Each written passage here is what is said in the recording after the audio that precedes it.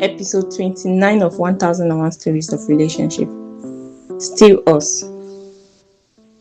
Caleb and Marian's marriage had formed quietly, without dramatic turning points. Shared commutes, long conversations that stretched into the night, and a growing ease that made love feel almost effortless. In the early years of marriage, they were deeply affectionate, often laughing together about how others warned them that the first year would be the hardest. They believed they had already bypassed that struggle, moving instead into what felt like a stable, shared rhythm of understanding and companionship. Everything shifted after the birth of their child.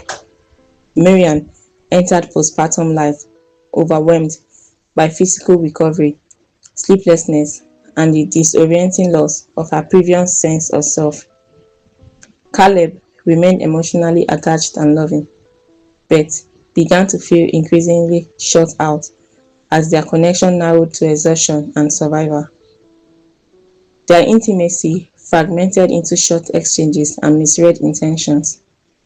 Marian experiencing his concern as pressure, and Caleb experiencing her exhaustion as emotional distance. Tension escalated in front of family friends when Marian snapped. Really? That's what you choose to say right now? And Caleb pushed past restraint, replied, "You are not the first woman to have a child," turning exhaustion into rupture. The intervention of Mr. and Mrs. Nathan reframed the conflict without blame.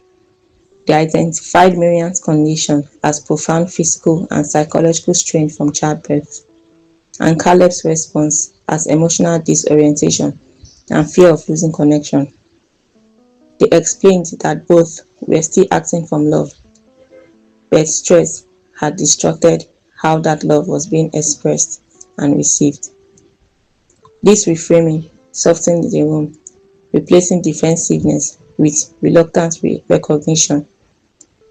Caleb looked at Marian properly in that moment and, for the first time in weeks, saw not distance or resistance, but exhaustion layered with quiet endurance.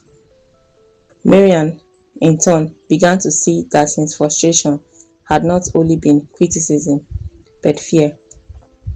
After the Nathans left, silence returned, but it was no longer hostile, it was careful. Caleb spoke first, quietly. "I wasn't trying to understand you, I was trying to be right." Marian's response came after a long pause.